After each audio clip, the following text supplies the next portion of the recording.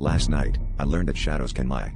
I always thought the strangest thing about my life was the way my shadow slipped away at midnight, melting from my feet like spilled ink. I used to chalk it up to sleeplessness or tricks of the mind, until I stayed up, just to watch it leave. The room was quiet, the air too still, and as the clock ticked 12, my shadow hesitated, almost as if it knew I was watching. It peeled itself from the floor and slithered toward the window, moving with a deliberate grace I'd never noticed before. My heart hammered in my chest, but curiosity rooted me in place. Outside, in the moonlit alley beyond my apartment, my shadow merged into the darkness, then something else flickered at the edge of the street lamp's glow. It was like another shadow, but not mine, not quite human. It was hunched and spindly, its outline quivering as if it struggled to keep itself together.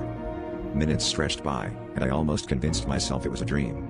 But then my shadow returned, slipping silently back across the floor like a loyal pet. Only now, it was heavier, thicker, as though it was dragging something invisible behind it. The air felt colder.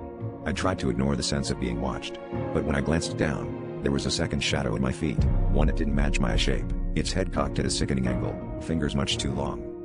I haven't slept since. Every night, the shadows grow more brazen. Sometimes I catch them whispering against the walls, their forms warping in the flickering light.